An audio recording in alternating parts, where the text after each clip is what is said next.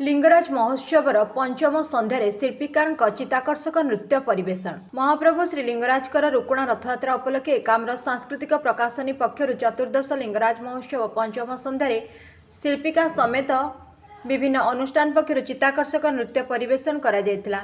प्रथमे रायगड़ार सरंचना पक्षर आदिवासी नृत्य परिवेषण करा जायतिला। परे बांकीर गुरु सनातन नायक और साथीଙ୍କ द्वारा डांस ड्रामा चर्चिका नृत्य आकर्षणीय होइतिला। सेहीपरि छत्तीसगढ़ भिलाईरु आसिथिबा डॉक्टर राखी राय और साथीଙ୍କ द्वारा भारतनाट्यम परे शिल्पीका पक्षर विभिन्न क्रिएटिव नृत्य परिवेषण करा जायतिला। सेहीपरि ममता शतपथी और साथीଙ୍କ ढेंकानालर संगम अनुष्ठान लोक नृत्य परिवेषण होइतिला।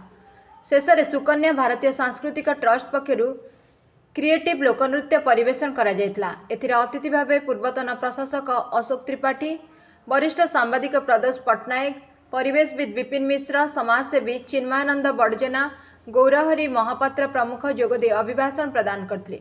अनुष्ठान सभापति विधायक सुरेश कुमार राउतरायଙ୍କ अध्यक्षतार संपादक सनत मिश्र कार्यक्रम संपर्क में सूचना प्रदान करथिले।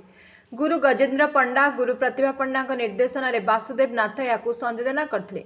एथिरे आईनजीवी शिवानंद राय, अनुष्ठान मुखपात्र लिंगराज साहू, प्रद्युम्न कुमार महांती, बाबन चंद्र महापात्र, केदारनाथ महापात्र, ललाटेन्दु महांती, गणेश पाल, सुधीर रंजन जेना, प्रमोद कुमार दास, रमाकांत राउतराय, विश्वनाथ महापात्र प्रमुख परिचालना करथिले। Bureau report Ekamra news agency.